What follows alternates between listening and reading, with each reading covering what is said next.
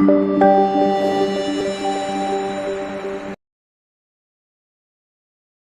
alegro de verles una vez más. Por la gracia y misericordia de Dios es que hoy podemos estar aquí reunidos. Y en este caso vamos a compartir la serie de Amós. Vamos a retomar la última vez. La última vez que habíamos predicado había sido del libro de Amós, de Hebreos 10, 19 al 25, para hablar acerca de la iglesia. Pero ahora retomamos con el libro de Amós y le voy a pedir que vaya a Amós 4, 6. Y vamos a hablar de Amós 4, del 6 al 11.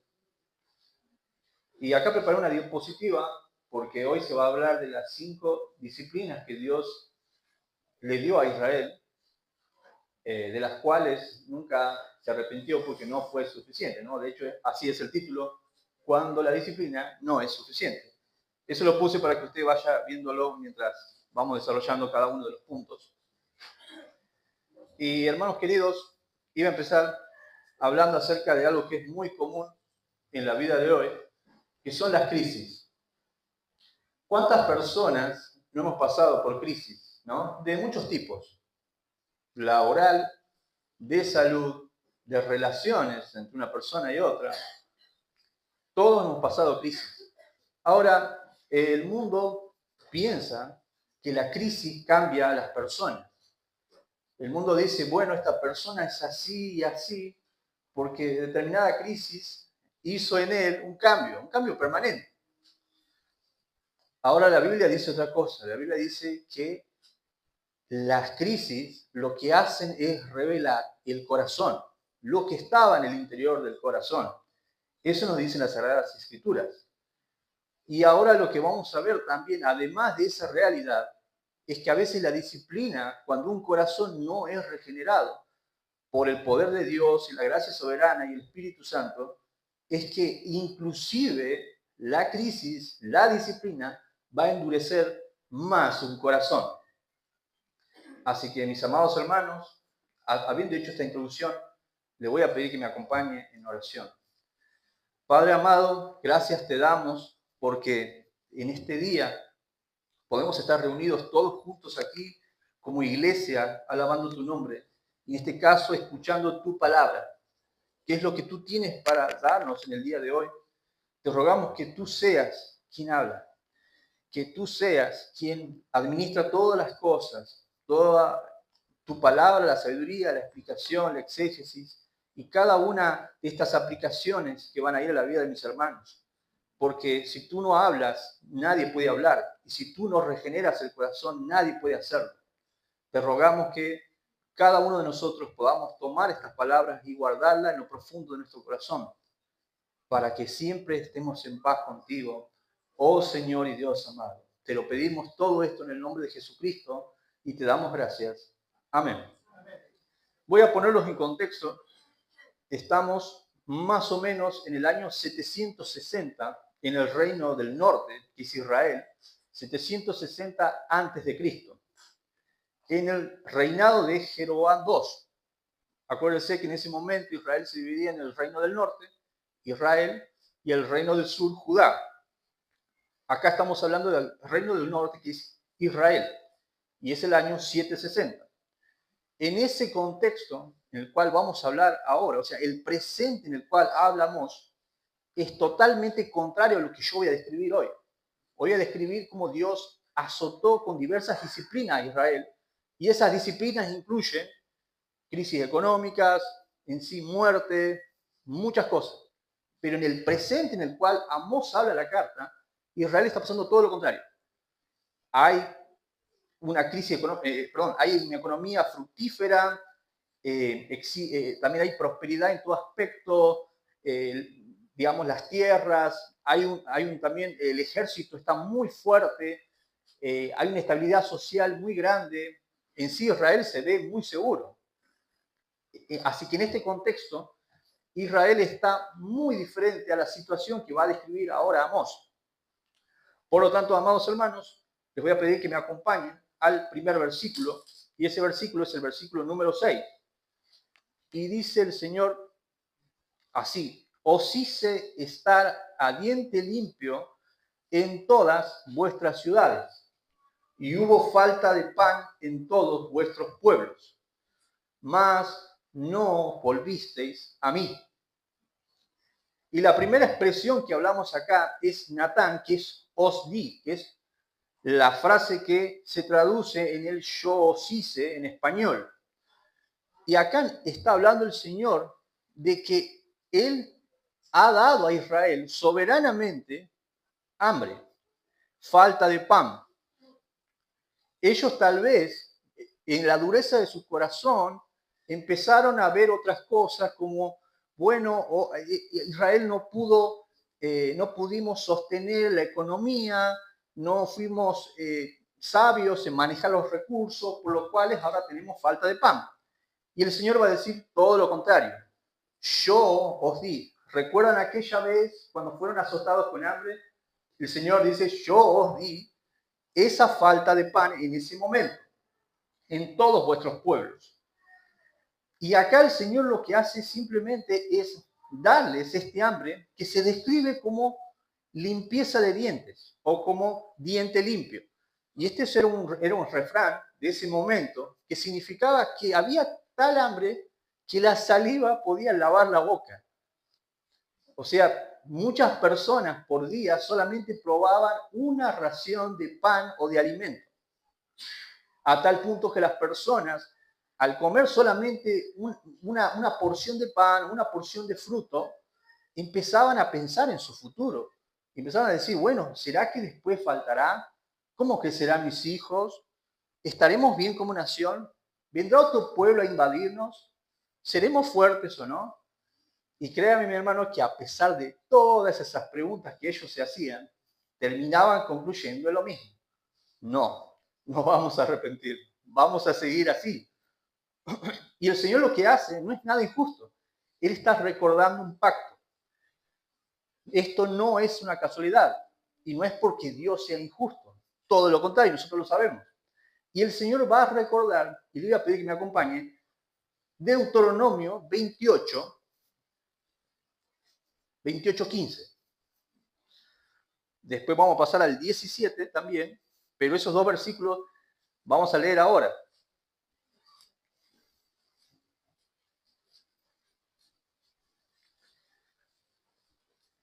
Y dice la palabra del Señor, pero acontecerá que si no oyeres la voz de Jehová tu Dios para procurar cumplir, acá hay un mensaje de paciencia, procurar cumplir todos sus mandamientos y estatutos.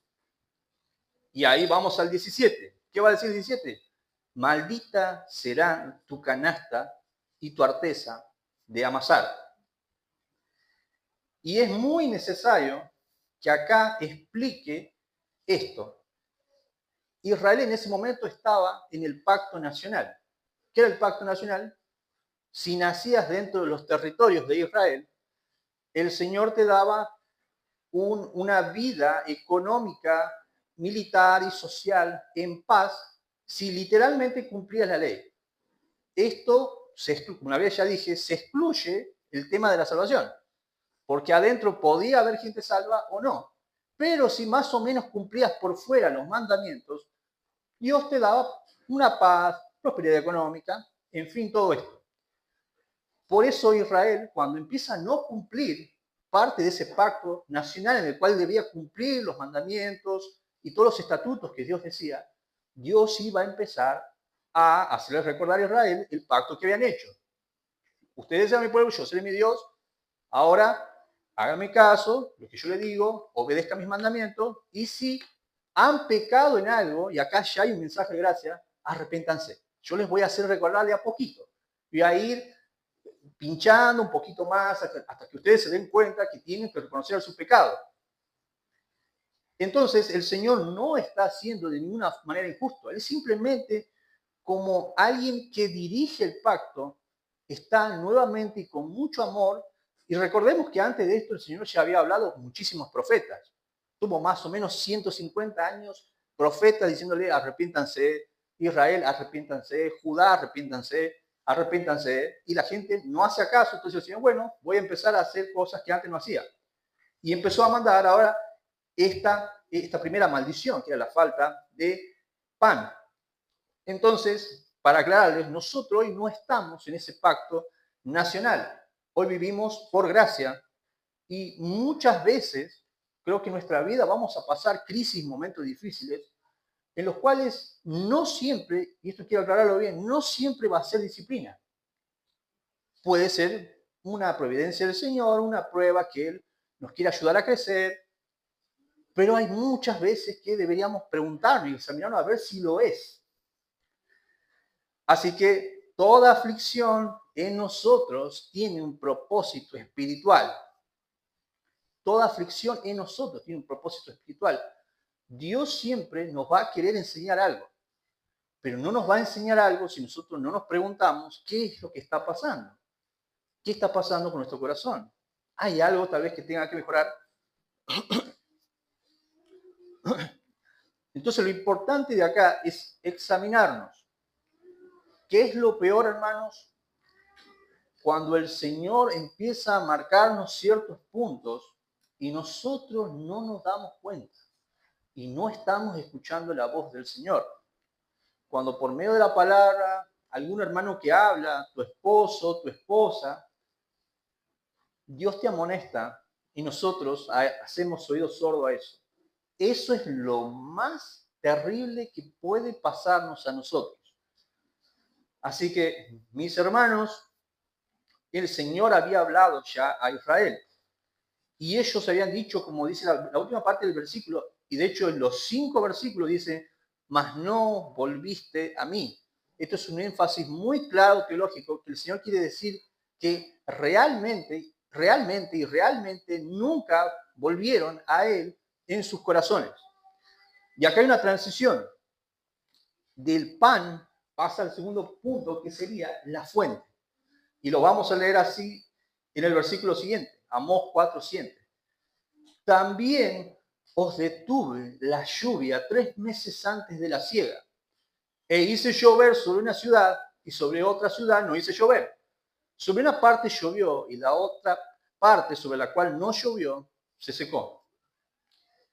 Y acá hay un verbo que es maña, que es retener intencionalmente.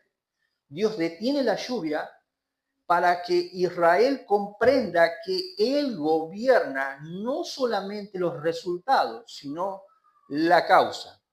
Nosotros cada vez que tenemos un pan en nuestras mesas, y por gracia de Dios, y agradeciendo al Señor por todas las cosas, como dice Pablo, comemos ese pan, tenemos que tener en cuenta que Dios es dueño de ese pan que tenemos y que disfrutamos, y que Dios también es dueño de los recursos que hicieron posible ese pan.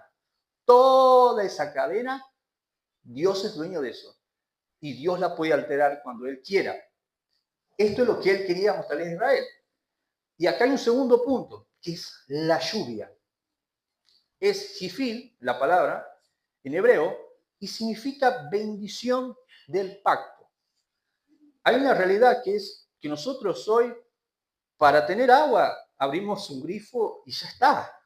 Prendemos una bomba, algunos tendrán una bomba común, otros tendrán una bomba centrífuga, en fin, todos se abastecen de agua y hoy es muy sencillo. Abrís un interruptor y ya está, tenés agua. En ese momento, no. Era una bendición la lluvia. Hoy hasta muchas veces una molestia, ¿no? Lloviendo de nuevo y yo que justo quería salir, quería hacer esto, quería ir a algún lugar, ¿no? Lloviendo y no sé, en el trabajo depende del que tengas y no hay muchas ventas. En ese tiempo era muy necesaria la lluvia, porque sin la lluvia la producción agrícola no había. Los animales podían morirse. Las personas no tenían para tomar agua, para alimentarse, para lavar, para hacer muchas cosas. Se secaba un río y era una gran crisis. Entonces ellos necesitaban sí o sí completamente de las lluvias tempranas y tardías. Ahora el Señor le dice, ¿se acuerdan aquella vez cuando le hacía falta agua, cuando no había lluvia? Bueno, dice el Señor, yo detuve la lluvia 3 meses. Era yo. no era porque la nube no se acordó de ir por ahí y largar su agua, no, dice el Señor, era yo era haciendo eso. Y esto produjo consecuencias. Por ejemplo, la cosecha para madurar no llegó a producirse. El trigo no se llegó de espigas. La cebada se secó antes de madurar. Los cultivos recién sembrados murieron. Los pastos comenzaron a desaparecer y los animales tuvieron menos alimento. Con todas esas cosas, y aún así, Israel no iba a arrepentirse. Y acá hay a veces causas secundarias, la cual mencionaba recién, que nosotros atribuimos y a veces pasa en automático. Decimos, bueno, hoy el clima y la meteorología y el niño pasa porque pasa y es algo natural y nos atamos mucho a la causa secundaria de la providencia, no recordando así la causa primaria, que es Dios. Dios quiere que hoy sea el día como hoy fue, con frío, con lluvia, ¿sí? Así que cada vez que el Señor hace algo en cualquier tipo de fenómeno natural, es Él quien permite todas las cosas. Y hay un segundo énfasis, hermanos, que es el 4.8, que habla de cómo ellos buscaron solucionar la cuestión sin ir nuevamente a Él, al arrepentimiento.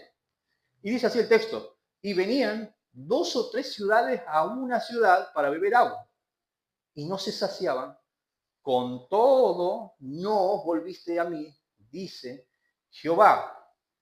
Dios le está demostrando a ellos que no existía un azar, pero ellos estaban tan endurecidos que empezaron a maquinar eso y dijeron, bueno, lo que sea vamos a hacer para no arrepentirnos. Entonces, obviamos la relación vertical y vamos a relacionarnos horizontalmente. Hay un vecino, ¿no tenés un poco de agua? Sí, te doy. Y con todo lo que significaba esto, que más o menos 350.000 personas vivían aproximadamente ahí en el reino de Israel, 100.000 tenía que ir a buscar agua a otras 100.000 personas que vivían en otra ciudad. Y las otras tampoco tenían mucho, pero tenían algo y compartían con ellas, y aún así no era suficiente para todas sus necesidades.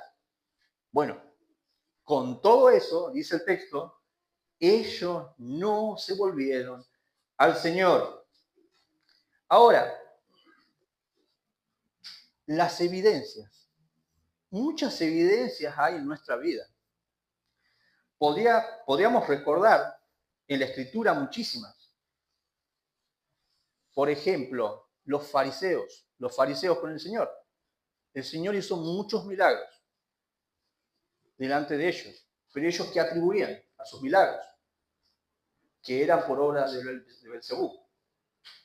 Ellos blasfemaban contra el Espíritu Santo, diciendo que los milagros del Señor eran por Belcebú. Tenían evidencias muchísimas, muchas.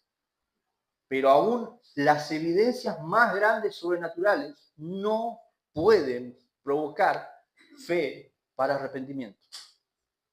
Esto me gustaría que siempre lo graben en su corazón, porque a veces podemos pensar, bueno, si mi hermano, mi tía, mi cuñado, mi amiga, mi amigo va a tal y tal lugar y ve cosas terribles e impresionantes, entonces tal vez se arrepienta. Entonces tal vez el Señor obre. No, mi hermano, aunque él vea cosas sobrenaturales increíbles y aparezcan 2 ángeles, no se va a arrepentir, porque eso no depende de eso, no depende de las circunstancias, sino depende de un corazón que debe arrepentirse, de un corazón que solamente la gracia del Señor puede regenerar. Entonces, acá hay una clara evidencia, que es la interna, que es el amor al pecado. En otras palabras, la depravación total. El texto entonces condena esa independencia del corazón, sentir que nosotros podemos, y esto me gustaría que siempre nos examinemos, podemos resolver las cosas antes de pedir perdón al Señor por algo. Está bien, no siempre, como digo, va a ser disciplina, pero cuando a veces vemos que en nuestra vida diaria y secular y en nuestra salud hay algún palito ahí en la rueda que no nos permite seguir, no sé si lo primero que hacemos es decir, Señor, ¿No estaré pecando en algo? ¿No será que debo arrepentirme? No, es un dolor de cabeza. Ayer comí de más empanadas, entonces me duele la cabeza, tomo la pastilla, hago lo que tengo que hacer. No, pero hago ejercicio. No, tal vez puede ser que sea estrés. No, pero bueno, esta persona me dijo esto, me hizo sentir esto. En fin, es culpa de esa persona. Todas esas cosas, hermanos, Dios las permite. Y son en esos momentos en los cuales nosotros debemos examinarnos y decir, ¿por qué nos pasa esto? ¿No será que algo estoy practicando? No se olviden que el Señor siempre a sus hijos los ama. Y usted sabe que, como dice el texto, como padre a todo hijo que ama, lo disciplina. Y si lo disciplina, entonces eso significa que el Señor tiene una obligación, debido a su justicia y a su amor, de mostrarnos algo que está mal. Entonces, la intención de esto es no poner en la tremenda, porque siempre hay una tendencia de decir, no, disciplinar, no, no creo. No, el Señor, que a mí me va a disciplinar. No, no está haciendo nada más grave. Mi hermano, si usted pensó mal de alguien, contestó mal a alguien, a su esposo, a un vecino, si ha criticado y ese pecado permanece, no estoy hablando de que no se arrepiente, usted puede arrepentirse, pero usted vive practicando ese pecado de manera regular, sin arrepentimiento, o no mostrando un arrepentimiento sincero. Entonces, por amor, muchas veces el Señor puede empezar a tocar esos puntos como tocó estos puntos de Israel. Hermanos queridos, ¿qué quiere el hombre? Ahí está la pregunta. ¿Qué es lo que quiere el hombre? Y ahí está esa negociación de, pasa que si me tengo que arrepentir, tengo que... No, yo quiero la solución fácil. ¿Cómo puedo solucionar esto? ¿No? Y muchas veces intentamos solucionar ahí rápido el problema, pero nunca vamos a la fuente. El hombre natural, ¿qué quiere? Quiere que Dios le quite su dolor, pero no quieren al Señor. Nosotros, por la gracia de Dios, sí, pero muchas personas no quieren eso. Y tal vez usted recuerde casos, yo los recuerdo muy bien, de personas que han estado gravemente enfermas y han ido a una iglesia. Necesito ser curado de cáncer, necesito que pase esto y esto. Ora toda la iglesia, oramos, Dios permite que se solucione el problema y la persona vuelve a su casa y nunca más pisa una iglesia. ¿Por qué? Porque el problema siempre fue el corazón. El corazón del ser humano quiere que su problema se solucione. No quiere a Dios. Y Dios quiere mostrarle al ser humano que no hay otro bien más grande fuera de él. Dice acá Juan Calvino respecto a un concepto. Dios da los recursos, pero muchas veces en ese afán de no arrepentirse, el hombre empieza a ser engañado y ese recurso empieza a convertirse en su ídolo. Y dice Juan Calvino, el corazón humano es una fábrica perpetua de ídolos. El corazón humano es una fábrica perpetua de ídolos. Porque tomamos las bendiciones que vienen de Dios como sustitutos del mismo Dios. Dios mismo que nos da y tomamos lo que Dios nos da para ponerlo por encima de Él. Qué absurdo, ¿no? Que hemos sido. Entonces aquí el Señor toca las fuentes de su vida para arrancar los ídolos de Israel. Entonces la pregunta no debiera ser cómo recupero lo que perdí, sino qué está revelando Dios acerca de mi corazón, porque Él quiere estar siempre primero. Y así, hermanos, vamos al punto de los frutos, que es el tercer punto del versículo número 9. Y voy a explicar algo para que usted sepa acerca de este punto. Primero el Señor en el punto número 1, versículo 6, está tocando la comida, el ahora, la manutención de ahora, de esos días. Luego Dios toca la lluvia. La lluvia es la manutención posterior, los 6, 8 meses siguientes. Ahora lo que el Señor va a tocar es lo que produjeron las anteriores lluvias, ¿sí? Todo aquello que denota mucho trabajo, años y años y años y años de trabajo, que son, y aquí lo vamos a ver en el texto, los viñedos, los olivos, los higuerales, todas esas plantas y plantaciones de frutos que llevaban mucho tiempo de esfuerzo, ¿no? De esfuerzo, de sembrar, de hacer con perfección todas esas cosas para que ese sustento sea algo permanente y no dependa solamente de una mala cosecha, de un mal año. Y Dios va a tocar eso.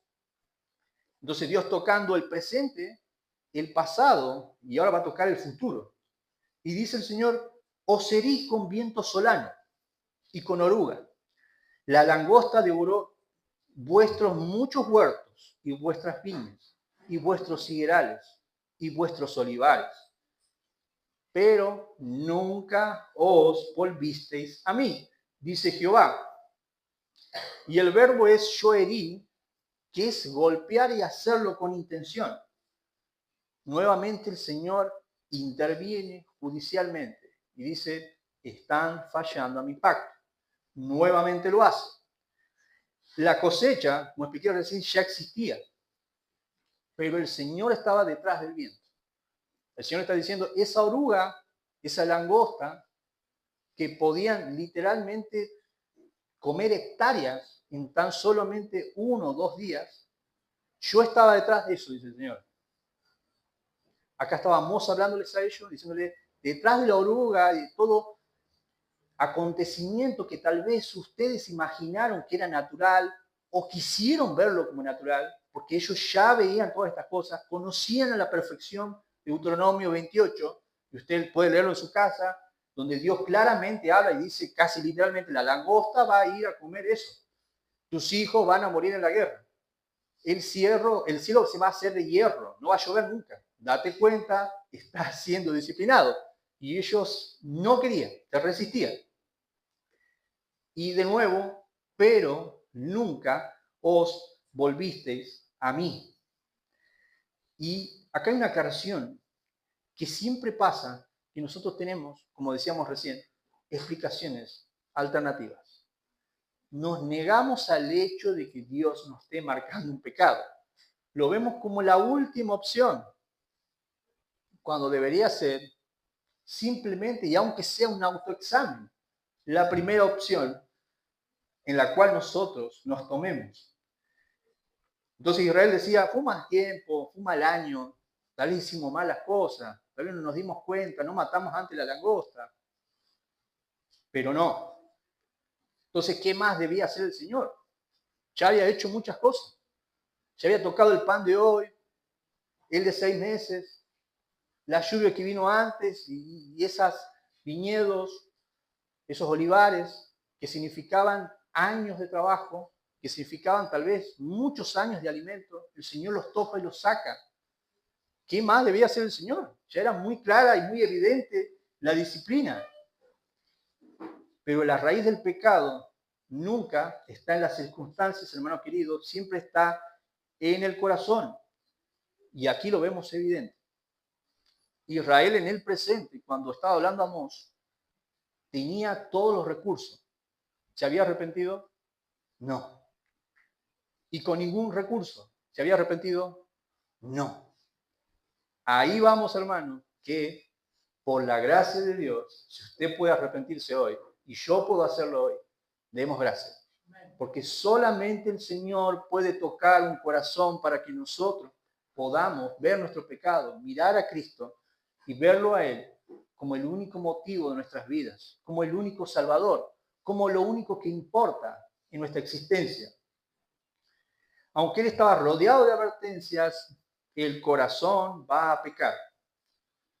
Dios puede tocar, y esto es para hoy, muchas cosas de nosotros, tal vez proyectos, trabajo, negocios, pero va a depender mucho de cómo veamos eso, mis hermanos, y de cómo nos examinemos, porque Dios puede estar tocando muchas cosas, pero si nosotros no nos examinamos, entonces van a pasar tiempos y tiempos y tiempos, y vamos a preguntarnos, ¿por qué siempre me pasa esto?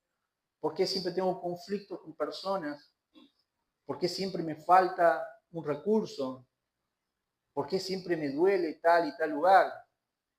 ¿Por qué me encuentro sola, solo? ¿Por qué siempre no le encuentro sentido a la vida, tal vez paso cosas lindas y los demás disfrutan y yo no. ¿Por qué? Bueno, hermano, es un buen momento para que siempre nos examinemos y digamos, Señor, perdóname, tal vez estoy haciendo algo mal. Hay creyentes que solo descubren cuánto amaban el dinero cuando lo pierden. Hay creyentes que descubren cuánto amaban el orgullo cuando alguien toca su prestigio. Hay personas que recién se dan cuenta lo mucho que idolatraban algo cuando Dios toca esa fuente. Por eso, hermanos, la disciplina es un gran espejo. Un gran espejo donde el Señor nos hace ver muchas veces cómo estamos. El Señor nos dice esto y esto y esto y esto te falta, en esto estás mal. Y es un buen momento siempre para mirarnos, para vernos. Muchas personas odian la disciplina, odian los momentos así. Y dicen los apóstoles que los momentos esos nos hacen crecer. Generan en nosotros un eterno precio de gloria. Y gracias al Señor por esos momentos, porque nos hacen crecer como cristianos. Y así, hermanos, iríamos al cuarto punto. Y le pido que me acompañen al versículo número 10. Y Dios ya había tocado, como vimos, el alimento, la lluvia, los frutos de muchos años, y ahora también va a tocar algo más importante. El Señor dice, bueno, si llego a tocar la vida, tal vez, y solo tal vez, Israel sí se arrepienta. Entonces, hermanos, dice el versículo número 10, envié contra vosotros mortandad tal como en Egipto.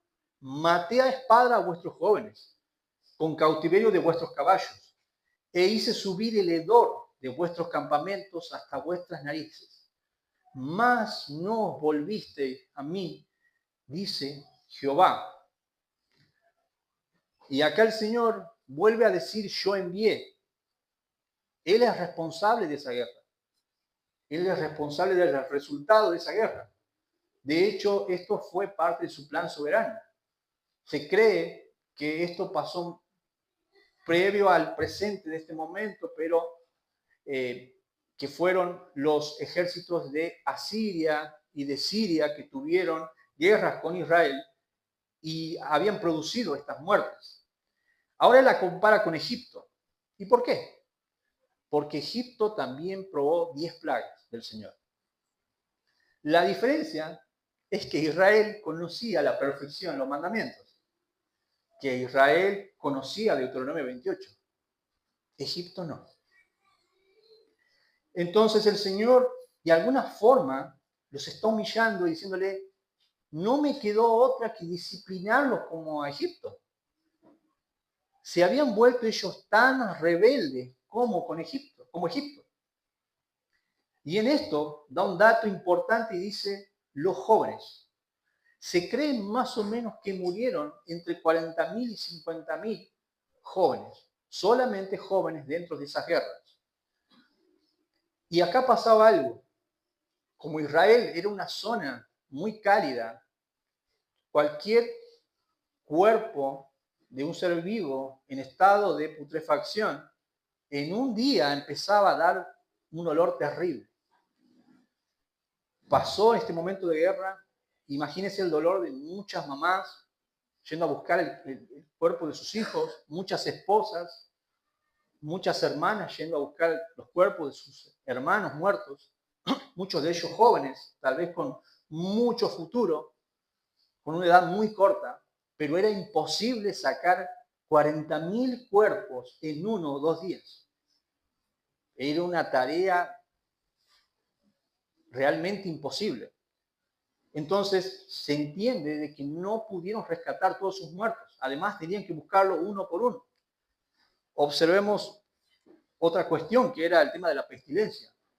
En esos tiempos, cualquier infección que venían de esos cadáveres podía producir una gran malaria. Entonces, todos esos factores hicieron imposible que todos los muertos fueran rescatados y sepultados. De ahí viene el tema del hedor. Los caballos habían sido robados también. Habían sido robados, ¿por qué? Porque eran un recurso importante militar. Todos aquellos que en ese momento tenían caballos, era como si hoy tuvieran buques de guerra. ¿Sí? Era algo muy preciado en ese tiempo tener caballos. Y estos pueblos, además de haber derrotado a Israel, robaron sus caballos y dejaron ahí todos esos cuerpos. El hedor era tan grande porque justamente, como decía recién, no habían podido sacar todos los cuerpos y empezaron a todo ese sector, a los cuerpos podrirse, y era tan fuerte ese olor que llegaba hasta la ciudad, y muchas de esas personas que murieron ahí fueron presas de aves y terminaron siendo, lamentablemente y horriblemente la descripción, pero comidas por cuervos y por otras cosas. ¿Usted puede creer que aún pasando todas esas cosas, ellos se arrepintieron? La respuesta es no. Porque no importa el dolor tan grande que genere cualquiera de estas pruebas en tu corazón. Si Dios no te ha dado vida, nunca podrás arrepentirte. Para eso es que el Señor nos amonesta. Por eso cada vez que estás aquí, no sé si estás aquí por primera vez, pero cada vez que alguien te ha amonestado y te ha dicho, hay un Cristo de salvación, hay un Cristo que puede darte nueva vida, no es casual. Es un mensaje de amor del Señor. Es un mensaje de misericordia que tienes que aprovechar, porque no vas a poder arrepentirte por vos mismo. Nunca podrás hacerlo. Eso es solo una atribución de Dios. Solo Dios da el arrepentimiento y la fe. A ellos, entonces, hermanos, no les faltaban evidencias. Como a muchos personajes en toda la Escritura, no faltaba evidencias para que crean. Pero muchos decidieron no creer. Les faltaba así algo, un corazón dispuesto a someterse a Dios. Y eso mismo ocurría acá en Amós. Y a esto se le llama endurecimiento. Acá hay un concepto que querías leerles. El pecado no solo contamina nuestros deseos, también distorsiona nuestra interpretación de la realidad. El pecado no solamente va a meterse en nuestros deseos y va a hacer que nosotros, en vez de desear la santidad y desear a Dios, empecemos a desear el pecado, cualquiera que sea. ¿Sí? Imagínense, aunque sea el más chico. El pecado también distorsiona la percepción de la realidad, donde deberías ver, que deberías examinarte, empiezas a poner excusas, empiezas a decir, no, pero esto no es, como decía recién, este motivo no es, este tampoco, no creo que sea por esto. El pecado también distorsiona esa interpretación de la realidad. Por lo tanto, las pruebas pueden despertar la conciencia, quebrantar el orgullo, conducirnos a escuchar con mayor atención la palabra del Señor, un día como hoy. Pero únicamente la gracia soberana puede producir un arrepentimiento verdadero. La pregunta es, ¿qué buscamos? ¿Alivio o comunión con Dios? ¿Buscamos un alivio en nuestras cosas que nos pasan? ¿O buscamos sinceramente una comunión eterna y en paz con Dios? Ojalá que busquemos los últimos. Entonces, ¿qué puede ser peor que lo anterior? Y acá ya iríamos al quinto punto, que es acerca de la existencia. ¿Qué puede ser peor que lo anterior? ¿Qué puede ser peor que un hijo muerto? Que un esposo muerto. Bien, el Señor aún así, y ahora va a tocar la existencia de Israel, porque el Señor puede decir, bueno, puedo desaparecer como lo hice con Sodoma y Gomorra. Puedo desaparecer de la faz de la tierra todo un pueblo. Puedo desaparecer la humanidad como lo hizo en los tiempos de Noé.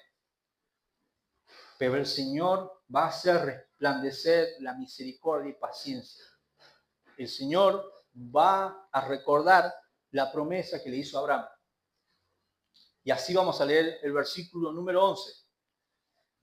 Dice la palabra del Señor: os trastorné como cuando Dios trastornó a Sodoma y a Gomorra, y fuiste como tizón escapado del fuego, mas no os volvisteis a mí. ¿Usted recuerda alguna vez que haya hecho un fuego para, no sé, un asado, una paella, y pone los tizones, prende fuego, y en un momento están todos esos tizones, todos esos tronquitos prendidos fuego, y muchos de ellos ya hecho brasa? Y de repente se da cuenta, dice, no, ¿para qué voy a quemar tantos tizones, no? Y hay un tizón ahí a la mitad que tal vez está ya chamuscado, ahí usted lo saca, lo unta un poco ahí y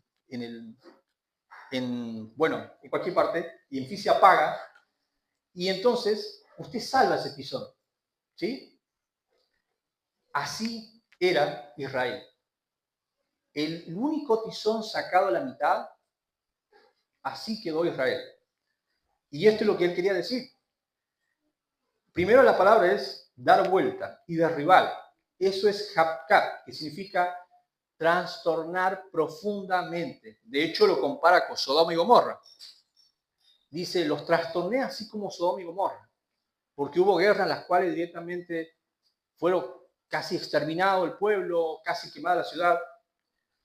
Pero el Señor muestra su gracia y misericordia diciendo, va a quedar un remanente entre ustedes. ¿Por qué? Porque la paciencia de Dios muchas veces, y nosotros podemos dar fe de eso, es más grande que nuestra rebeldía. La gracia del Señor es mucho más grande muchas veces que nuestros pecados. ¿Cuánto de todos los que estamos acá nos podemos decir que Dios nos ha dado mucho menos de lo que merecíamos en cuanto a castigo? Que Dios ha sido extremadamente misericordioso con nosotros, a pesar de las cosas que nosotros hemos pensado, hemos hecho, y aún lo sigue siendo, muy paciente. Dios nos trata con mucha gracia. Pero el problema es cuando malinterpretamos esa paciencia de Dios. Y esto es lo que de hecho hizo Israel. Israel empezó a pensar, bueno, zafamos, quedamos de 350, hemos quedado 100.000, 80.000. Dios no nos exterminó como Sodoma y Gomorra. Tal vez no estamos tan mal como pensábamos. ¿Para qué arrepentirnos si Dios no nos exterminó? Y aquí está el gran problema del hombre. Como decíamos en el punto anterior, el pecado no solamente genera y se mete en el deseo, deseando algo que suplante a Dios, sino que empieza a distorsionar la realidad, empieza a engañarnos, empezamos a ver las cosas diferentes. Y esto es lo que pasó con Israel. Entonces ellos finalmente dicen, no quisieron. Ellos no quisieron arrepentirse.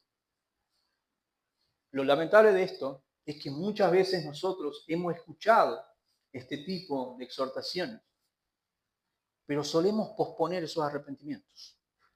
Solemos posponer esos análisis de nuestras vidas.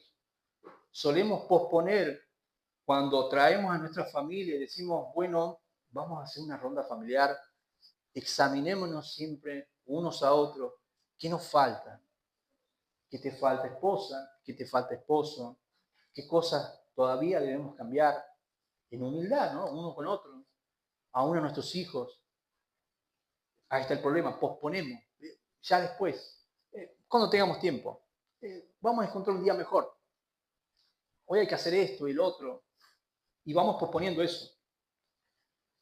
La verdadera tragedia, dice aquí una frase, es un corazón que puede experimentar la mano de Dios y aún así seguir amando su pecado. Tal vez no ha experimentado lo mismo que Israel, pero ¿cuántas veces has sentido que Dios ha empezado a tocar varias partes de tu vida y aún así te has negado a arrepentirte? ¿Cuántas veces has sentido la mano de Dios? Así como la ha sentido David en el Salmo 73, que le decía, sentí el peso de tu mano de día y de noche. Siempre, todo el día. Entonces, reconocí. Entonces hablé. ¿Cuántas veces hicimos esto, hermanos? Y este capítulo de Amós 4 no es solamente una historia más de Israel. Esto es un espejo del juicio final.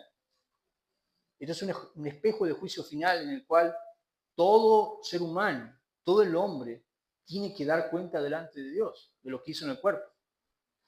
Algún día, hermanos, amigos, vamos a dar cuenta de lo que pensamos, no solamente de lo que hacemos por fuera, sino de lo que pensamos en el corazón, de las veces que nos resistimos a obedecer una advertencia, una amonestación del Señor por medio del pastor, cada vez que habla acá, de un hermano que habla tal vez en otro lugar, o su esposo, su esposa. Muchas veces hemos hecho de lado esto. Y tal vez, amigo, alguien te ha hablado alguna vez del Evangelio, pero no para más adelante. Todavía soy muy joven. El Señor no retrasa lo que Él va a hacer. El Señor lo va a hacer. Y aquí donde nosotros tenemos que dar cuenta y donde el hombre va a dar cuenta es donde nace lo maravilloso del Evangelio. ¿Sabe por qué? Porque hubo un sustituto de todo el castigo que merecíamos. Ese sustituto fue Cristo. Y la salvación que hoy te ofrece el Señor, hoy, es por gracia. Dios promete que nos va a salvar y va a perdonar todos nuestros pecados, aún e increíblemente lo que podemos cometer después. Pero Él necesita que te arrepientas. Y ese arrepentimiento, como le dijo Dios a Nicodemo, no puede venir de carne y sangre, sino del Espíritu Santo. Entonces, esto es lo maravilloso del Evangelio, que ofrece una salvación que el hombre no la puede ganar. La salvación viene del Señor, como dice una hermosa alabanza. ¿Qué necesitas tú? Un nuevo corazón, una gracia soberana, el Espíritu de Dios que regenere tu corazón. Entonces, con todo esto, hermanos, ¿qué está diciendo Dios hoy a tu vida por medio de su palabra? ¿Qué es lo que tú quieres? ¿Quieres estar en paz con Dios? ¿Quieres volver en amistad con Él? ¿O quieres seguir simplemente tu vida sin arrepentirte? Ahí abrazado a esos recursos que Dios te da, a esas cosas mínimas que Dios nos da para gozar en la tierra de una manera correcta. ¿Por qué no vamos a la fuente? ¿Por qué no vamos a la fuente de todo? ¿Por qué no volvemos a estar en amistad con Él? ¿Por qué no reconocemos nuestros pecados, hermanos? La vida no la tenemos comprada. Así como Dios actuó con Israel en esto, también puede actuar con nosotros, hermanos. Él es el Señor de nuestra existencia, de nuestra vida. No sigamos así, hermanos queridos. No siga así, amigo. En el día de hoy puede ser tu último día. Y me encantaría que te arrepientas. El Señor está rogando por nosotros que vuelvas en paz con Él, que te arrepientas. Y todo lo demás va a pasar a ser secundario. El Señor va a estar como primera opción en toda tu vida.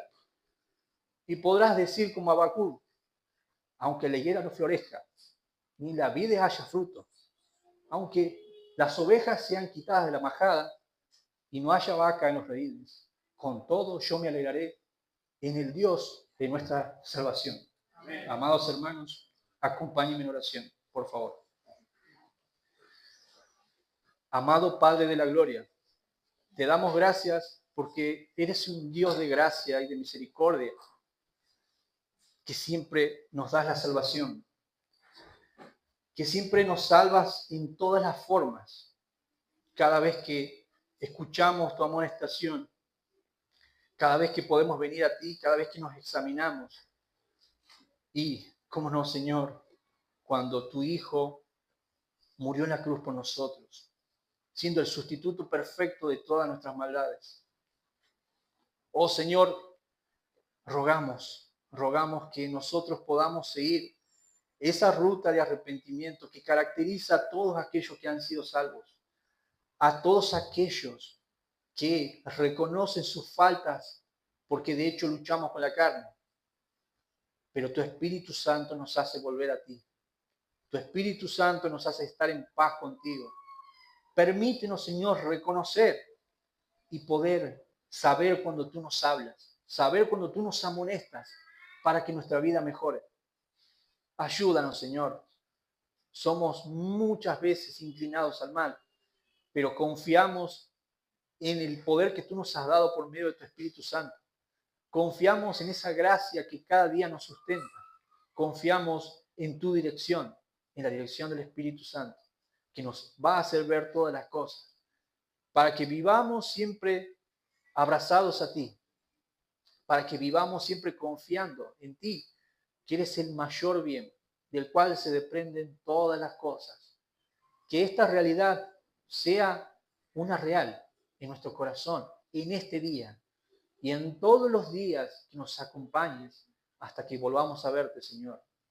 Permítenos vivir en tu gracia. Permítenos vivir agradándote en todo tiempo. Te damos gracias por todas estas cosas, Señor, en el nombre de tu Hijo Jesucristo.